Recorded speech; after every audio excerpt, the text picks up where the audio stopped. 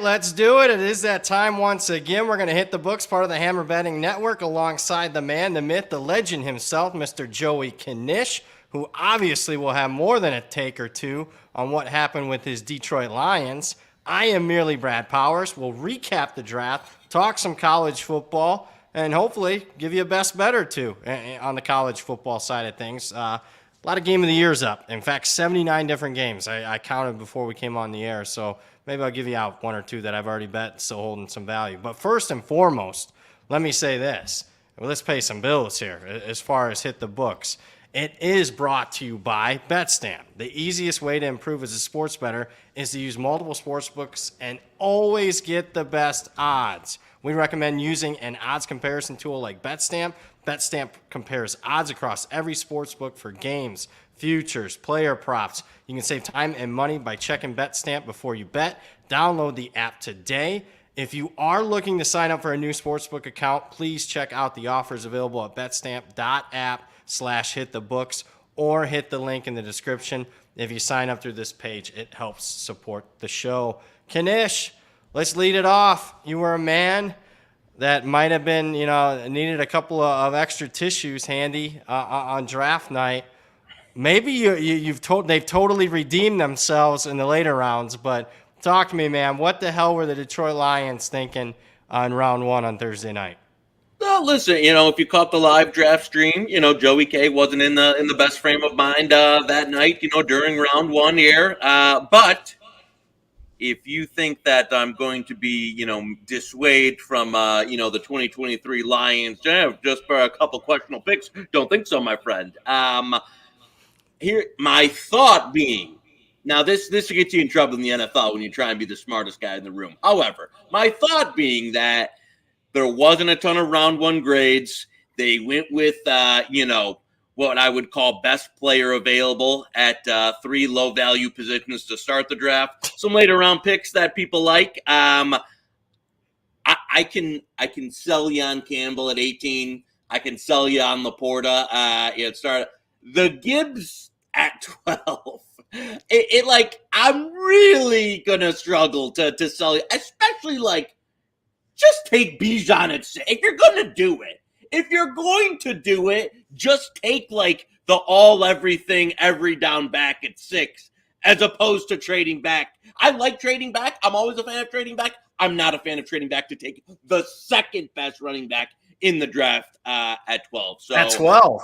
At 12. Now, you want the glass half full. You want the glass half full version is there's been a lot of people are down on the line, and I'll say from a value standpoint, from a long-term perspective, yes, there's some questions. From 2023 Lions season, though, what did you get? You got 3 plug-and-play starters at positions of need. So if anything, be a tad more bullish on the 2023 Lions, my friend. Now, I'm not telling you that's how I draft. I'm not telling you that we got the greatest value. I'm telling you for this season, they needed a back, they needed a linebacker, they needed a starting tight end. Bing, bong, boom. Lions, my friend. Don't let it dissuade you from this season. What do you think, obviously the Bears reached big time, I thought, for their tackle. I thought they just took the wrong tackle there. They didn't have to go too far to scout the guy right down the road from him at Northwestern. I can't believe they took the guy with higher upside. But if you're going to ask me about the guy that is going to have a 5 to 10 year career, obviously it was the Northwestern tackle. Other teams in the division, why I mentioned the Bears, I thought the Packers tried to do a good job of helping out Jordan Love. Don't you agree with that? Yeah, no, Packers obviously had a great job. Bears, they hit a home run on getting the number 1 pick and then being able to land, the bag of riches there for so it was really going to be just I think a restocking year for them. I think obviously Bears, unfortunately, future probably looking pretty bright. But I don't think this is, if we're talking this season, it's probably a bit early. Green Bay, we'll see. If there was a division bet I would be making right now, it would be the Packers. I don't think they're the worst team in the division. You could make an argument that they're very close, depending on what you think of Jordan Love. The best or the second best. Should the Lions be plus 130 and the Packers be plus 450? unless Jordan Love is just horrific, which I don't think, maybe rookie year he would have been. I don't think he is now. That would probably be the value bet there for the division. So yeah, I think they did a reasonably nice job adding to it. And the Bears is kind of a kind of a drafting for the future type of deal, down the line. Top of the draft. What did you think of Houston trading to get a defensive player? Good defensive player in Will Anderson, but I thought that was kind of expensive. What say you, Knish? You're the NFL guy. It's the ultimate, like, when you don't fire a GM who's on his last leg and you still give them the keys, and the GM takes the keys and basically mortgages everything you have to be better right now. Like, I'm going to throw next year's pick out the window, which could be number one, which could be Caleb Williams, which could be the best quarterback, the prospect coming out since Trevor Lawrence, and I'm going to give it away for an edge rusher. I mean, insane. I don't mind taking CJ Stroud there. I thought, we talked about it, like he was probably our second best, favorite quarterback prospect of this draft. Yeah. Some questions around, the mobility, under pressure and all that. I'm not saying he's a lock. I'm saying that the trade up for 3 is like absolutely disastrous. And if Stroud is not the guy, you've like blown up the organization for like 3 to 5 years. So they better hope Stroud is legit. They better hope Anderson is legit. And they better hope the team is a lot better than what most people think it could be this year, so they don't end up with the number 1 pick that they're going to have to give to Arizona. Yeah, I can't disagree with that. How about you personally betting? How'd you do? I can tell you how I did. First, I've been betting it for 7 years. First time I had a losing draft. I lost 4 different bets laying more than 400, which I'm not afraid to lay juice in the draft because, it's 90+% a lot. Stuff that's like minus 350, minus 400 when it should be like minus 1,000, minus 1,500. But I lost quite a few, 4 of them. Went like 24-14 and still found a way to lose money. You want to talk about great bankroll management?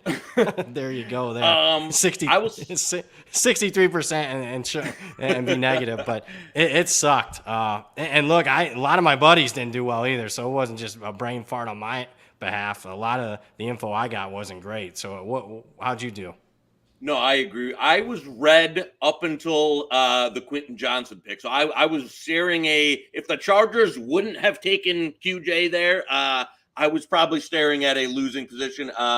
Ended up, a bit okay with that. But again, we're talking, like, I remember the COVID draft being like the most money I've ever won on a single night, like in my entire life. And it's just like any of the, the edges, the smaller markets and that, I think it's going to be tougher going forward. The misinformation there was out. You have a lot of different groups that are, betting as soon as this stuff is out there, making, shaping it, making it harder. So, and as you said, like, so a lot of the information I got, some of it from a mutual friend, didn't exactly come to pasture this draft.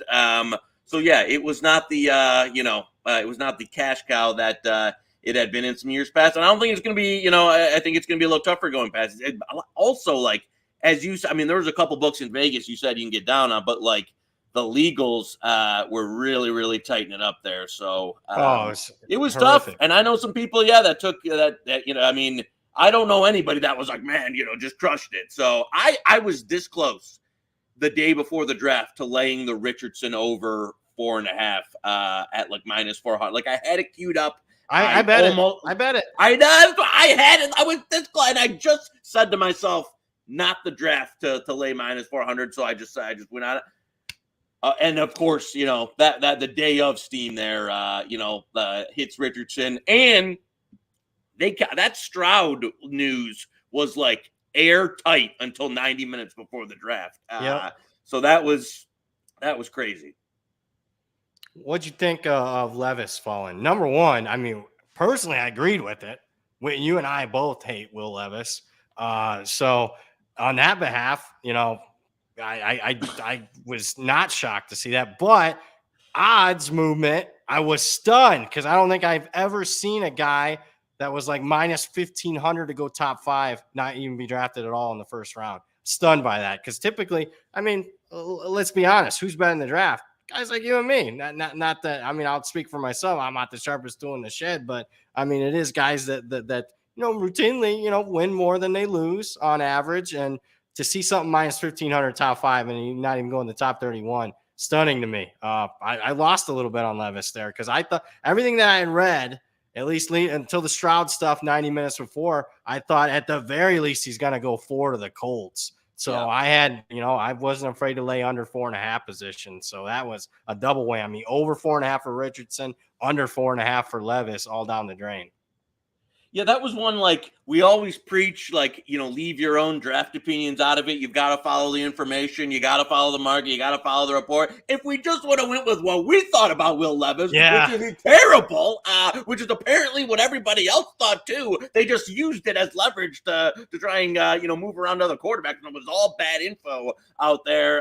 We could have, and then, we were talking about, we said on the show a few weeks ago that, it was a bad price, ended up being a bad price on the under 4.5 QBs, but that one of them could fall out. And I will tell you, if the Colts don't take Anthony Richardson, I don't know. I'm not saying he would have fell out of the first round. I'm just saying that, like, I don't know who ends up taking him at the, I think he would have, fallen through the teens into the 20s in that. So yeah, once it got past that top end of the quarterback there, it was just like, you're not using a round 1 pick on one of those guys. So yeah, Hooker falls all the way to 68. And now maybe, listen, I don't know. I don't hate it at 68. I would have hated it at 18. At 68, whatever. I know he's old, but if you're telling me who I think is going to be a better NFL quarterback, Richardson, Levis, or Hooker, I would tell you Hooker. I would personally take Hooker. Ceiling. Yeah, I would say it too. Yeah, and I'm not saying that because I have any affiliation towards the Lions. I'm just telling you what my eyes showed me watching college football the last couple of years. It was funny. A couple of other colleagues, so to speak, questioned our under 4.5, and obviously it was a bad price. But you and I speculating, like, look, we don't like these quarterbacks outside the top 2, and we ended up being right for a change. The NFL draft experts, laughing at us, ended up being easily wrong. For getting under 4.5, we would have won under 3.5. I was going to say, I asked a few people if they saw any like alternate 3.5 price. I don't think there was one out there, but I would have, was fancying to see what like the under 3.5, could have been if it was there. Because yeah, that was once once it got out of the top 10, then you're like, this might go they might not go. Like it just wasn't so. You get to smarter franchises as you get, towards the end of the draft. And it's funny how the smart franchises are never drafting in the top 10 and yet all of a sudden seem to have the best drafts. Ravens for so many years. The Steelers continue to have good drafts, even though they're never drafting the top 10. Looks like the Eagles have figured some things out as far as, wow, what a concept. Drafting really good, productive players from really good football teams in college football. Who would have thought? Also, get the lot. I will say, if they wanted to move on from DeAndre Swift, okay, you trade him to your main contender in the NFC, and DeAndre Swift. I know he hasn't been healthy. When he's healthy, his numbers are off the charts. He's been great. So. Yeah, I didn't. The Eagles just absolutely crushed it. Eagles are like an all-star SEC team from the last 5 years. Yeah. If they can rein in Jalen again, that's another move I didn't like. Of passing on Jalen Carter because, and so now the Eagles are reigning. So yeah, they had quite a weekend. Let me get to a couple comments in the chat. One from Kyle Estrada. Do you guys think Goodell was hammering down on teams keeping it tight with more and more legalized gambling, or just an anomaly? I just think it's tough to get down as it is. Market entry's tough because you're getting people that as soon as something gets posted, that they don't care if it's a $50 limit. People are betting it. I'm not going to criticize it because I bet openers in college football and whatnot. But there are people out there doing that. And then, here in Vegas, there's very limited opportunities. Circa was probably the best because they had about 30 guys you could bet like $1,000 over under their draft position. That's fine. They're pretty much the only book that allowed that. William Hill and Caesars was okay. But other than that, I mean, Westgate had their NFL draft props up for like 16 hours and they took them down. That's it, 16 hours. Yeah, I don't think there's anything on Goodell. It's just tougher market. I mean, the books got beat up a few years. They put them out, really got aggressive in 2020 because there wasn't anything to bet on during the COVID. And, since that year, it's gotten less and less and less. So, I mean, what's your thoughts on it? No, I agree. I don't know. Yeah, I don't know if it's a Goodell. I just think it's funny the way things work. Like, I think after so many red years, a lot of books took like the ultimate just risk averse stance this year, and it's funny because this is the year that they probably would have been in the. They would have won. If you would have just let people rip this draft, you probably would have rolled it. So not that I'm any I'm feeling bad for the big corporation there, but I mean, yeah, it is what it is. I just think they took a risk-averse stance after a lot of years, and it just happened to turn out that this was a draft that they probably would have raked on. Couple of thoughts in the comments about next year's draft. Number one, let me say this. I think next year's draft, especially at the top, is so much better. Quarterback Caleb Williams, Drake May, I think is an outstanding prospect. If you're looking to reach for somebody, I actually like KJ Jefferson's a much better, more accurate passer. If you're looking for a physical specimen than Anthony Richardson, I mean, Jordan Travis is a unique quarterback prospect. There's so many prospects at quarterback next year. There'll be 5-6 guys going next year in the first round, in my opinion, at quarterback. Wide receiver, yeah, I do like Harrison quite a bit. A couple years down the line, I like this Texas A&M kid. I just watched their spring game on Saturday. Evan Stewart, wide receiver, is elite, first-team All-American. Wait till you get to their defensive line, too, in a couple years. Next year, I mean, I haven't bet anything next year. Anything you're looking for next year yet? I saw kind of friend of the show, I know college football guy Colin Wilson say something about Harrison 1. I just I don't see any scenario where the team drafting 1, even if they don't need a quarterback, just does what the Bears do and leverages that for Caleb Williams, where it's just one of those years when you got that type of transcendent just prospect coming out, especially with some of the other quarterbacks you mentioned. I think Harrison will be the lock, no doubt, number 1 wide receiver. But he's not going to go number 1 overall. Defensive player in the 2024 draft. I got to think. Shoot. I mean, I'd have to look at the odds. I was going to say, I haven't looked at the early. I think, one of the JTT kid from Ohio State's going to be good. Defensive end, he might explode onto the scene this year. Dallas Turner for Alabama. Jared Verse, Florida State. Jared Verse is a real deal. That's one. I don't know yet. I think it's more offensive dominated next year, to be honest with you. Between the quarterbacks, wideouts. I could see a defensive player not go in the top 4 or 5. But Verse is a really good pass rusher. And I'm surprised he came back because he would have been a first rounder this year, in my opinion. The fact that he came back was a surprise, although he probably got paid. I'm hearing $300,000-$400,000 is what he got, at least. Come back, at least. That's on the up and up, too. There could be some other stuff.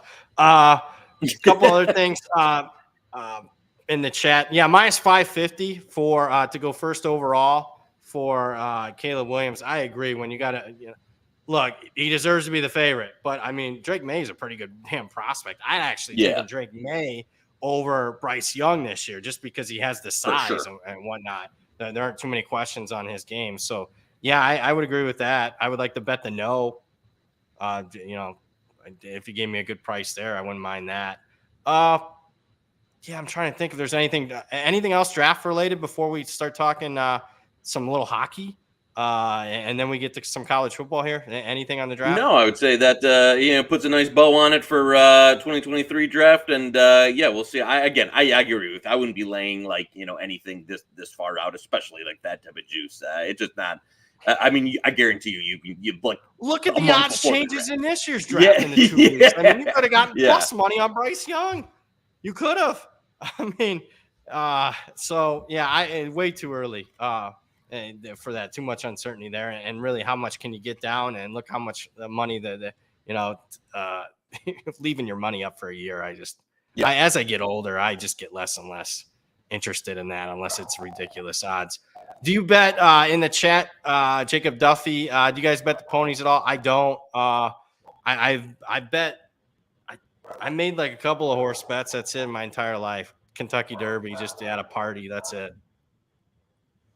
I have like PTS. The worst beat I ever had on like any bet ever was that Kentucky Derby from like 3 or 4 years ago, where Maximum Security won, and I had like a massive price, and was like in Florida in a hotel room with like having a party and just like absolutely went crazy. I had like everybody on it, family members and stuff, and then it would then get it all. I've also had a couple of great folios over the years with the Derby from my guy Chris Kelly, who if you follow on Twitter, people would know, and just lost and just had great numbers and great folio and like morning line favorites and lost.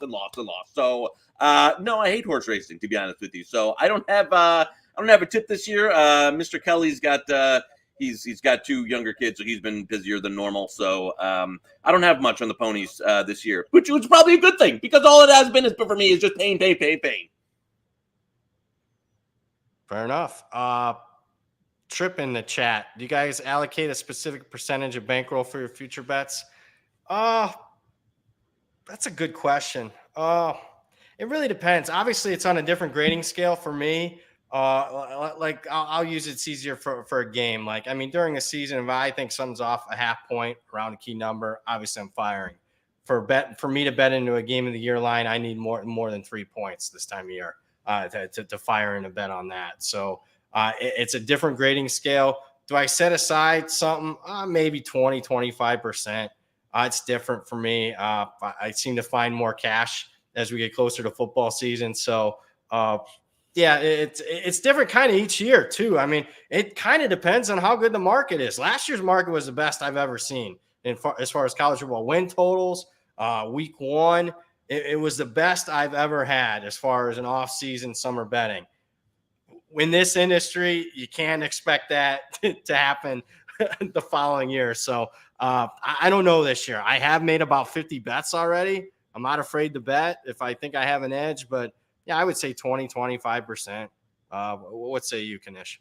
Yeah, I think we are not afraid, especially on this show, to fire and get it in early, especially if you're getting good. I mean, if you don't bet it, somebody else is going to. So I don't mind, getting it again. Now, if I was, more limited, I don't want to sound like a douche, but if I was, more limited, cash strapped or one of those, like where, having a small, but got the capital to expend there. And so if we've got good numbers on that, or there's prices I want to buy, I'm just going to go get them. So yeah, as you said, we're already in May, and like last year, there was a lot more, like options in terms of already stuff out there. So as you said, I don't think it'll be as plentiful. And I tell you that like the realignment thing, I guarantee has everybody like shook to the core in terms of not being the one that wants to like put this stuff out. So that's why you've seen only Power 5 futures at a couple places, only Power 5 win totals. So I don't think anybody wants to be first in terms of like setting these new, futures or recently with like a totally realigned conference, because I wouldn't want to be the one putting that out there, if I was in the trading room. So we'll see. And I think they were smart, though. I mean, the portal just closed. So, I mean, if I was running a sports book, I wouldn't have put anything up. Even, college football is my baby now. I wouldn't have put anything up until, I wouldn't even think about it until this week, to be honest with you. Me personally, I would like to have a couple more weeks to sift through the portal a little bit. So I'm kind of hoping there isn't a rush here in the next 2 weeks. But I'm ready to fire. But I mean, I'm hoping May 15th instead of sometime this week. I'll just be a little bit better prepared. Let's talk before we talk a little bit more college football. Do want to get, because you had an outstanding round 1, unlike other people, affiliates. I want to hear some Joey Puck's locks. Let's go. Let's get a little Joey ice here. So again, just so people aren't like, this is actually coming from. I just get bets down for a sharp person here. So for round 2, if you can get, we're on like actual game bet, Tuesday, May 2nd, the Stars under. There's some minus I see DraftKings says minus 115, so under 5.5, minus 115 for an actual game bet on the Stars there. Circa is minus 125. I think that's a little closer to fair. So if you've got minus 115 or better, I see a couple of those out there. That's a bet. Series price wise, went back to the well with the Oilers. So basically, Oilers is like best price you find out there over the night. Panthers at 155 or better. That's not too widely available, but there's a couple of, like, I see a 155. There's one place 158. So that's pretty thin, but 155 or better. And then the one loss we had last round was the Stars beating the Wild. Gonna go back to the well with another Stars fade with the Kraken.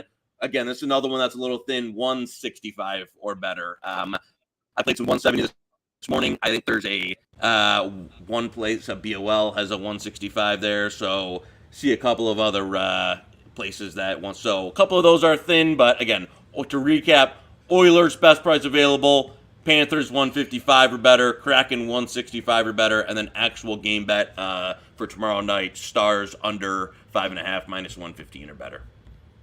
There you go, rapid fire, folks. Off season, we got picks, Joey Pucks. Joey there Knish. we go. Hey, listen, we're not going to let the people die. If we had more college football, but instead we got to get the ice going here with slim pickings. So, winners, man. I know there's a lot of Leafs. I know every person outside of the two people here that works for this company is probably a Leafs fan. So, yeah, it just it's the price. I mean, again, just playing prices here. I know every Maple Leafs. I know every in Canada is going to be probably go to Pro Line and get like Panthers plus 480. So yeah, maybe I should wait and have Zach go down to the Pro Line and get like Panthers 100-1 to win the series. But yeah, I just it was a little bit of a just a numbers play there from my guy on Panthers. Let's go to college football. And I'm just going to lead with this with a bet. Oh, I know. I hope I know where you're going. I think was actionable over the weekend. We're going to go to DraftKings. So anybody listening right now live to this, we're going to go to DraftKings. They have a ton of college game of the years up. We're going to go to a game on September the 16th. It's moved a point and a half. I think it's going to move 2 points, maybe in the matter of 5 minutes here. I'm going to lay 8 points with Washington. Washington -8. Why am I going to lay -8 with Washington here? I'll tell you why. QB 1 and wide receiver 1 and cornerback 1 for Michigan State hit the transfer portal just yesterday. I fired as soon as that news was breaking. I think matchup-wise, Washington's a terrible matchup. There you go. Considering that news of losing your quarterback, wide receiver, and cornerback. Why? It's going to be a shootout because Washington arguably has the best passing offense outside of USC in the entire country. And I don't want a young quarterback in his first big game. I don't want, limited options at wide receiver. I already got a shaky Michigan State pass defense has been their weakness the last 2 years, and now I'm losing a cornerback.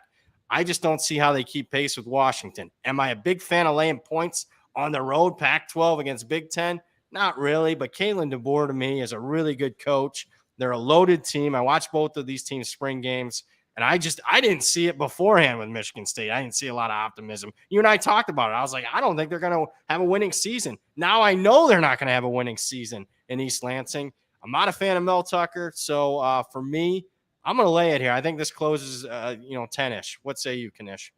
No, I agree. I know this is one that started out a lot lower in the summer and has been better, but that's only the only way. I mean, Keon Coleman was the best player on the entire team, offense or defense. Yeah. He's a guy who has a chance to be a first round pick. I think word on the street. There's been some LSU, not only in like college football, but in like women's bad. They're not afraid to spend money down there at LSU, and word on the street was they had been making overtures to a lot of players, and I think Mr. Coleman was one of them. And I not only from the talent perspective, but I mean, you have your starting quarterback, your best player, and another corner like bail on you at like the 11th hour before the portals closes. What's going on? There's a little something wrong with the brew there, and they lost two of their best position coaches. There's there's some heat happening there in East Lansing. And they didn't change out, the defensive coordinator, who I really don't like. And I mean, you've got I tell you what, and I'm not to be like a culture guy, but like they've churned so much of the portal there in the last few years. It's like you've got this revolving door of new guys where, and to be honest with you, most of them haven't really turned out to be great players. That I don't know. We thought we were not optimistic about the Michigan State season before this. Now it's like, whoa. I think they've got a couple of okay quarterback options beyond Thorne, but they got nobody to replace Coleman. The secondary was bad, and now Brentley's gone. And just the overall optics of it is not good. Especially like there were some guys posting on Instagram about the Coleman thing. And they had been really, really trying to keep him and putting NIL packages in front of him. And it looks like he to go at the last second there, that is really tough. So yeah, I think Michigan State's up against it this year. Be interested to see what their win totals come out around. 5, maybe. I'll have to look at their schedule. But yeah, and let me be perfectly clear. I don't think Peyton Thorne's worth that much. But he is a 2-year starting quarterback, and now you're going to a guy that really neither quarterback, that Noah Kim and the Hauser kid that has, a strong arm, but I don't think he's been able to put it together. Either one's still, at least you got to put early in the season. It's still a point or so downgrade on a Michigan State power rating at least. And Keon Coleman's a guy that's, one of those rare position guys outside of quarterbacks worth a half point or a point. To be honest with you, when you don't have anybody else, and he's an All-American caliber, or at the very least an All Big Ten caliber wide receiver. And a cornerback, probably a quarter. They went through this spring with Thorne getting like reps with the ones and giving him the spring game with the ones. That's what they were saying. Oh, he got the Michigan State because I joked beforehand, perusing Michigan State message boards, but the message boards are saying, "Oh, Thorne got beat out." I'm like, "You're a Michigan State fan. Did you even bother watching the spring game?" Thorne got all the number 1 reps in the spring game. I mean, they said there was a competition, but I came away thinking, Thorne's going to be the starter. So yeah, that makes it even another level of I don't know, uncertainty there. So yeah, it's going to be quite. They lost like their internal recruiting staff, a couple guys off that. They've got like no commits for the next cycle so far. It's going to be, and you've got this, Jimbo Fisher situation similar where like after last year, if Jimbo wasn't like guaranteed another like 7 years of money, he would have been fired. Right. You're going to be in a situation where you could go 4-8. And what are you going to do? No one's going to cut the guy a $70 million check. He's just going to bring him back. So I am a little surprised, though, they didn't shift some of the pieces around on staff more. So the guys who left didn't leave because they got pushed out. They left because they like the best position coach. They got hired away. So, man, it's going to be a little bit of a sweat there in East Lansing. I do agree with Jacob in the chat. I did the one position I came away and I liked was running back. I liked the Connecticut transfer there. Yeah, and the Carter is a decent backup. Yep, that was one takeaway that I liked from Michigan State. But I don't see him keeping pace with Washington as far as a matchup early on because Washington's going to have success through the air. Did last year in that game. Couple more teams I want to get to, and then I'll leave you the board. Let's talk other shocking transfer news last week since we last talked. Tyler Buckner to Alabama. It's very concerning to me that Alabama. I'm not stunned by the news, but I am a little surprised. Number one, especially if Tyler Buckner, if they think he's going to be the starting quarterback, then Alabama's in worse shape than I thought because I'm not a big Tyler Buckner fan. There was such a considerable difference between Sam Hartman and Tyler Buckner in that spring game. It was like watching two different teams. The way Notre Dame, I'm obviously a Notre Dame fan, the way they split up the teams, you would have said, there's people joking that made Tyler Buckner's team like a touchdown favorite because he had all the skill position first team guys. He can't do anything, 0 points. Sam Hartman's playing with walk-ons at skill position, boom, bang, 3 touchdowns in 1 half. And the fact that they think Tyler Buckner can go without a spring, Alabama's seen their quarterbacks in the spring, and they're going to choose to take Notre Dame's backup. I mean, I know he has experience in the Tommy Rees offense, and he's shown some flashes of like decent athletic ability, strong arm, but he's not an accurate, consistent passer. He has more interceptions than touchdowns. He's thrown 4 pick sixes. He can't stay healthy. He's had like 3 or 4 significant injuries in the last 4 years. He's barely played in the last 4 years. I don't get it, man. Alabama, in my opinion, is as vulnerable as I've seen him in 15 years. What say you, Knish? Because it's like he also like his skill set kind of already mirrors the guys they have, which are like kind of athletic quarterbacks, but not super accurate. You're worried about like, can Milroe push the ball down the field, or is something going to be accurate enough as he turn the ball over too much? And then you bring in almost a guy who's had all those career issues. It's kind of more of a running quarterback at his best. So I guess, I mean, I think, this was a Reese backstop there of like, but like, is he going to go into your fall camp as QB1? I don't know if that's going to get the job done in an SEC West there, which has a lot of tough teams, which has LSU on the come up, A&M on the come up, some Arkansas, Ole Miss. Like, it is not a the cakewalk that the East might be. So yeah, and I know Bama had an absolutely bananas recruiting class, but as we've seen, those are guys that you can't rely on a ton year one to be. I mean, A&M, Miami, they fell into that trap. When all those 5 stars, but there's still 18-year-old kids coming in. No matter how talented they are. So I think this might be like a throwback year of we're gonna run the ball and I think do a lot of RPO and line up because I don't think they have the option to do anything other, that's kind of got to be their offense. So yeah, this could be, and then if things go a little where is how much longer Saban got? And I'm shocked that they didn't pay up for a transfer quarterback after because it was kind of once Young was leaving, you knew you had a bit of an issue. And apparently the Drake May overtures didn't come through, and they didn't, whether it would be Spencer Pratt or any of that, I'm just surprised that they're in this position now, having to take Buckner basically after he got pushed out of ND. Yeah, and I mean, I go back to this. I mean, if Tommy Rees loved him so much, he took Tommy Rees is the one that decided to take Sam Hartman. He was still at Notre Dame to take him over Buckner. So if he loves Buckner so much, he didn't just 4 months ago. He thought he needed to bring in Sam Hartman. So I'm a little surprised by that. In the chat, some LSU talk. Yeah, I mean, my only hang up is the game is in Tuscaloosa this year. If it wasn't, I would be, pounding on the table right now that LSU is the team to beat in the West. It's just Alabama gets all these toss-up games at home this year. Texas, Tennessee, LSU. But, I mean, I'm getting close to moving LSU ahead of Bama in my power rating. If LSU adds, if these rumors come true with some of these transfers, LSU might bump ahead of Alabama. And therefore, obviously, if you're looking at game of the years, you can do the math. Hint, hint, wink, wink there.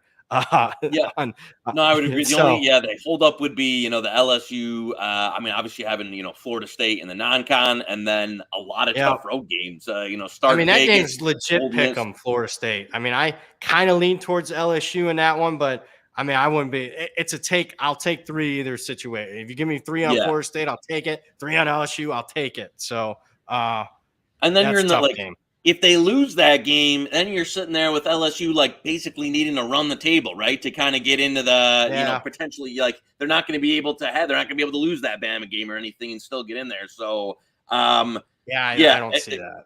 And still Brian Kelly too. He was fortunate last year. I think what happened in a few of their games, inflated their, what they're capable of. I do like what I've seen. I think they're a better team than last year, and last year's team won the West. But also keep in mind, they won on the final play against Alabama. Auburn shit down their legs so much in that game. I think the post-game win expectancy had Auburn 90-some%, and somehow LSU won that game. KJ Jefferson's a late scratch. Otherwise, Arkansas beats them the week after LSU upsets Alabama. So, it's still a tough – it is the SEC West. There's still a lot of talented teams there. So, yeah, I am not betting LSU future yet. I can tell you at that point. Yeah, 22-1. Yeah, it wouldn't have been bad. I don't think it's trading there now. I think more in the 15-1, I think, range. Trying to think if there's anything that else caught my eye. I will say that Alabama, you spoke of the true freshman. I like the running back, the Justin Haynes kid is going to be really good. Really good. Saban loves it. Tell already. Caleb Downs at safety is a stud, 5-star kid. That'll probably start right away for him as true freshman. But, man, Alabama, that Texas game is going to be tough because I just don't know how well they match up with Texas. I mean, if that quarterback spot isn't, Bryce Young won him that game last year in Texas. Right. You don't have a Bryce Young out there to bail you out. I mean, Alabama's a 3-loss team each of the last couple of years. So, I mean, I'm not betting under 9.5 Alabama wins, but I would not be stunned if this is the year where we start to see the slide really starting to happen. And look, it happens in every sport. I mean, I'll just use college football, the greats. I mean, Bear Bryant, Joe Pa, bunch of the guys, you could see the slide at the end of their careers. I mean, look, Father Time's undefeated. He's 70 now. No, I hear you. I agree. You're kind of starting to see some chinks in the armor there. And again, as you said, they still crushed the recruiting class, but I just shocked they didn't further address a position. One, I know we've talked every college football show on earth has talked probably too much Coach Prime, but I was talking with let's talk it. Yeah, I was gonna be the other team. Yeah, let's talk it. Made and again, this isn't I don't want to say Colorado was rock bottom. So just the notoriety and stuff he's brought to the pro. Has he made a little bit of a roster miscalculation here in terms of of being down to 20 scholarship guys and having almost nobody in the trenches, 3 D linemen on the roster? We've never seen a team bringing in 50 to 60 guys in this short of a time when it's all said and done.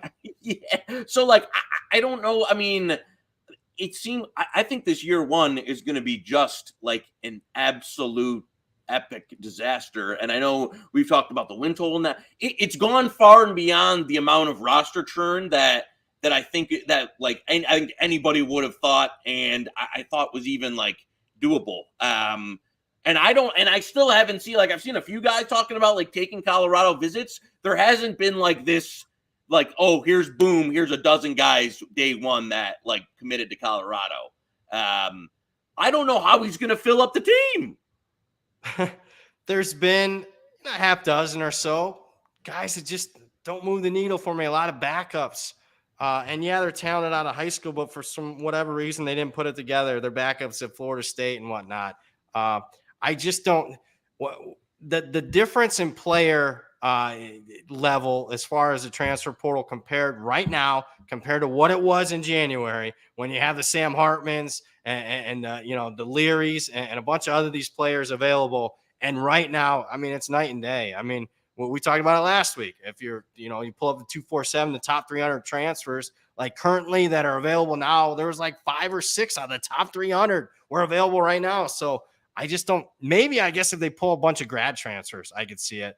But there's no question that post-spring, there was probably 5 or 6 guys that entered that portal that they didn't want. And they pushed a lot of guys out. But there was 5 or 6 guys, key depth guys, maybe even guys that are going to be starters that entered the portal they didn't expect. And I just don't see it. And look, I know they're in the Pac-12. The reality is Pac-12 is a lot better than what it was even a couple years ago. I mean, there's 5, 6 legitimate teams, and I would say almost all of them, with the exception of maybe Stanford, Arizona, and Arizona State. That's it. I mean, everybody else is more talented than Colorado. So any position that I've been able to take anti-Colorado, I have, and people can say whatever I want. I'm a hater or whatever.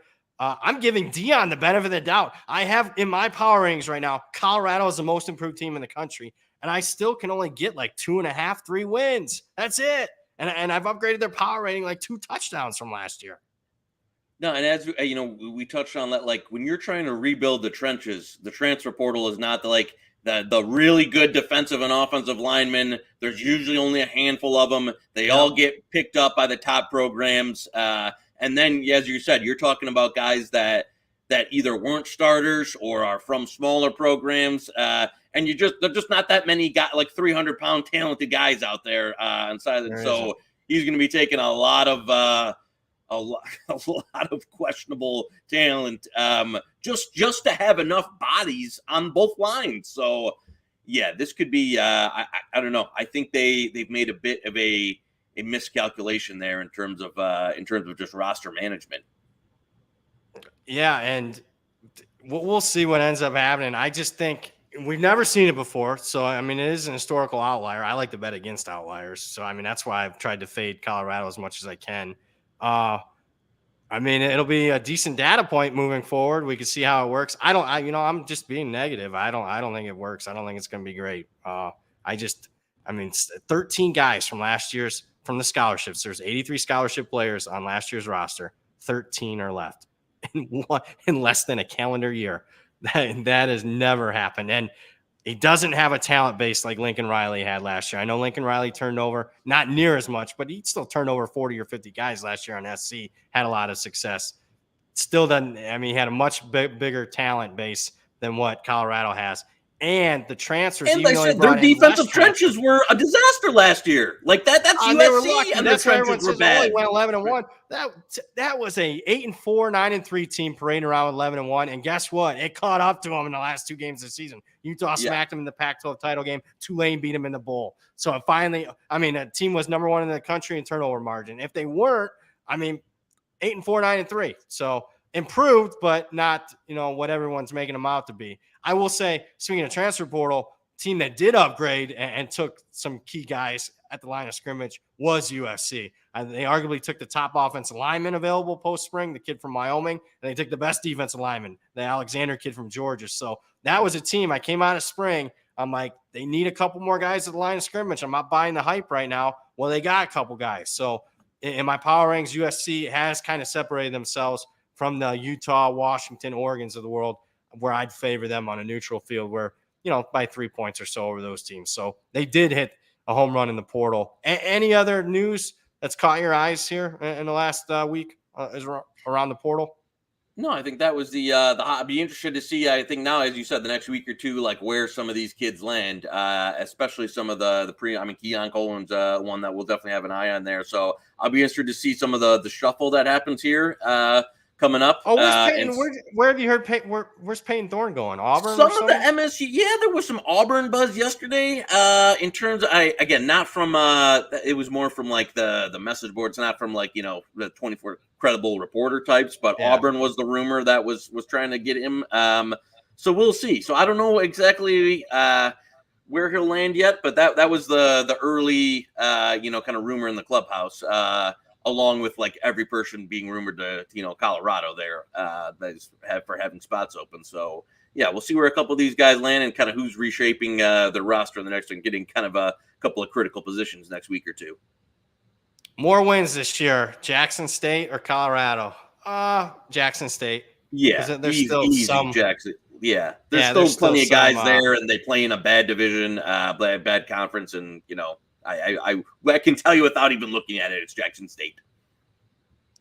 Yeah, but I will say this. I bet FCS. I will be betting against Jackson State. I don't think they downgrade their power rating enough not gonna be, to start the season because that's a dumpster fire too. But yeah, and one thing I want to mention, because I went back through it. I'm like, man, Dion, like everyone talked, well, he turned over the roster at Jackson State and won immediately. Well, yeah, he had more talent than everybody else. And I throw out the COVID year.